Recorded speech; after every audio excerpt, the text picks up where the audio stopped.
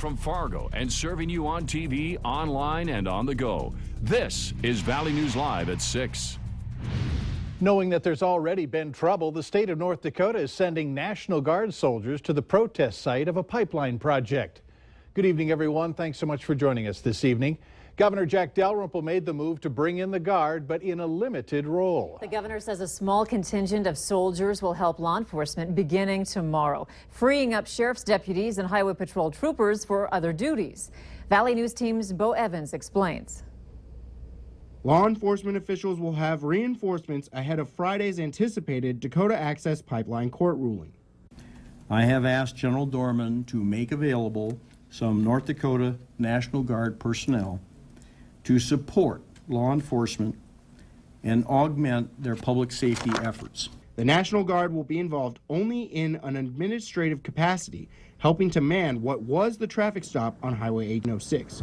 Traffic will now be open in all directions. Morton County Sheriff Kyle Kirschmeyer says he hopes there are no outbursts of violence Friday, but having the Guard on hand will help law enforcement be prepared for all situations. What we're concerned about is if certain individuals want to take this further than a peaceful protest. So we have to be prepared to respond to those situations. So we want to make sure we have manpower and resources available. And while the governor still has the option to call more guardsmen in if the situation changes, the plan now is to keep them away from protesters. But right now, our mission is, and in this situation, it's the right approach, is to have guardsmen in support of law enforcement and let law enforcement deal with those that violate the law.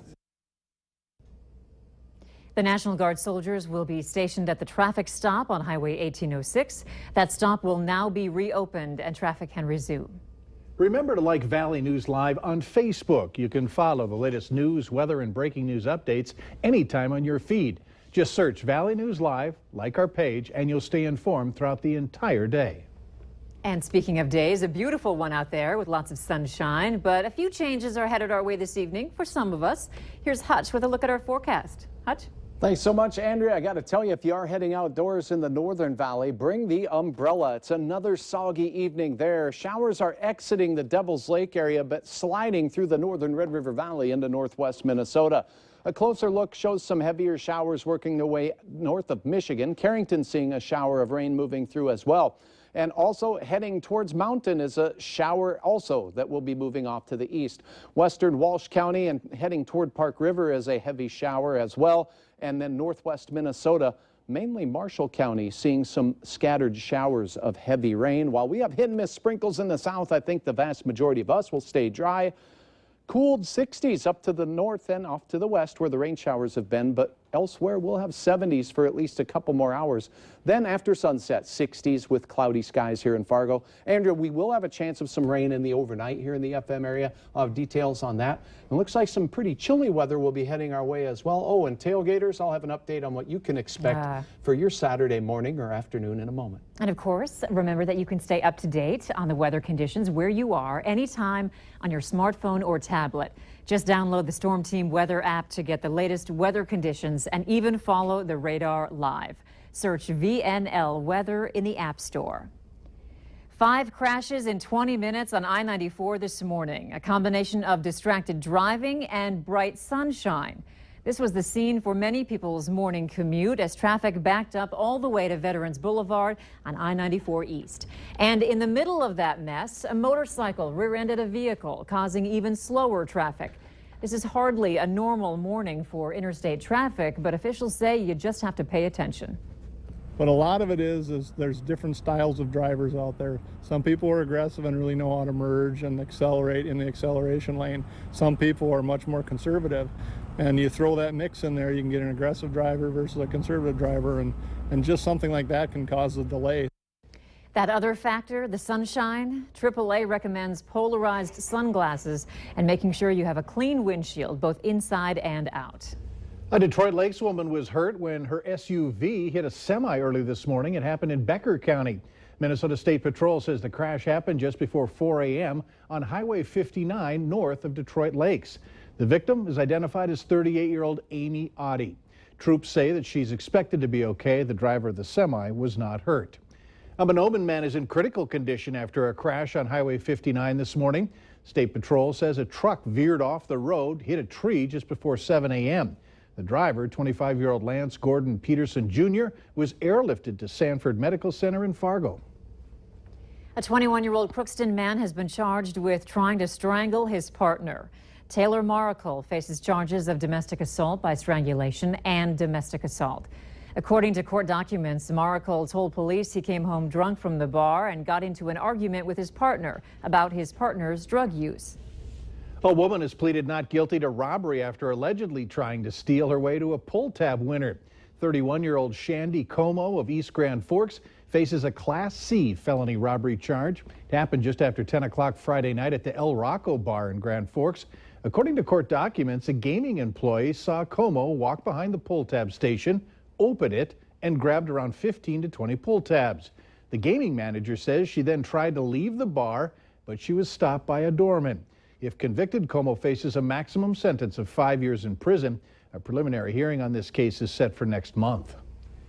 Our nation's capital is full of monuments and memorials, but there's one a little off the beaten path that pays tribute to everyday Americans who were murdered in our country's worst terror attack. As we approach the 15th anniversary of 9/11, Washington correspondent Ted Fioraliso takes us to the Pentagon Memorial.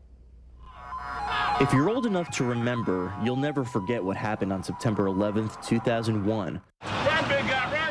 Right outside our nation's capital, 184 people lost their lives when terrorists slammed an American Airlines flight into the Pentagon.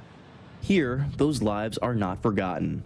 It's a place where you can go and get inside and kind of get lost in your own thoughts. Jim Lachek lost his brother Dave in the building. He showed me around the memorial dedicated to the victims, right in the shadow of the impact site. His bench and this age line is pretty much right where the flight path of the plane came. At first, you see the obvious, 184 benches, each engraved with a victim's name. But take a closer look, and there's a lot more symbolism. Benches facing the building represent the victims on the plane. The ones pointed away are for those who died in the Pentagon. They're organized in order of birth year. The oldest victim, a 71-year-old retired Navy captain. The youngest, a 3-year-old girl. Communities across the country were impacted by this attack, including those nearby. Retired Master Sergeant Max Bielke grew up in Pipestone, Minnesota. And Cheryl Sincock was born in Curry, Minnesota. About 500,000 people visit the memorial each year, including school kids who weren't even born at the time. 5 children that died in the attack. 2 little girls that were traveling with their mother and father to Australia, and then 3 kids from DC elementary schools that were traveling with their teachers with National Geographic. And in those kids that were in school were 5th and 6th graders. So it's interesting to see kids that are 5th and 6th graders gravitate towards those benches. But Jim says there are a lot more stories to tell, so he's helping to develop a plan for a new visitor education center, which he hopes will attract even more visitors. They honor my brother, they honor the families, they honor their memory by taking time to come here and spend some time here and remember what happened on that day. At the Pentagon, Ted Fioraliso, Valley News Live. Jim is hoping to raise $6 to $7 million for that visitor center. Summer's almost over, but road construction projects are still popping up. Starting Monday, University Drive will be reduced to 1 lane between 1st and NP Avenues North. The closure is for a private builder's water service disconnect. The underground work is expected to take a couple of days, but the closure will be in place for a week. Later on Valley News Live at 6, from hair to spa treatments, a new business in Fargo says it's got everything you need to feel good. And yesterday's over an inch of rain has us above normal for the year. It was above normal temperature-wise today. Sunshine turned into clouds for this evening. I'll tell you where the rain is heading in your hour-by-hour forecast next.